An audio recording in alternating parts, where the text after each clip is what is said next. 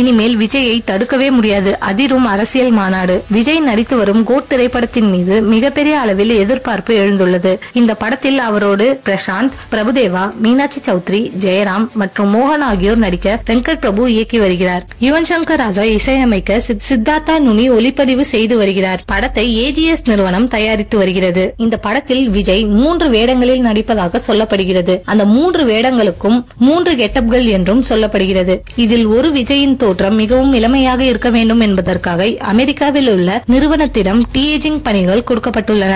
இந்நிலையில் இந்த படத்தின் ரிலீஸ் வேலைகள் நடந்து வரும் நிலையில் விஜய் தற்போது அரசியல் பணிகளில் ஈடுபட்டு வருகிறார். விரைவில் அவர் நலத்திட்ட உதவிகள் வழங்கும் நிகழ்ச்சியில் கலந்து கொள்கிறார். இந்நிலையில் ஜூலையில் அவர் கட்சி சார்பாக மதுரையில் ஒரு பிரம்மாண்ட மாநாடு நடத்த உள்ளதாக ஒரு தகவல் பரவி வருகிறது. ஆனால் கட்சி மாநாடு கோட் பட ரிலீஸுக்கு பின்னரே நடக்குமாம். ஏனென்றால் அரசியல் மாநாட்டில் ஏதாவது பேசி கோட் பட ரிலீஸுக்கு பிரச்சனைகள் ஏதாவது வந்துவிட போகிறது என அமைதியாக உள்ளாராம். இந்த மாநாட்டில் விஜய் குடும்பத்தினர் கலந்து கொள்ளவும் வாய்ப்பிருக்கிறதாம்.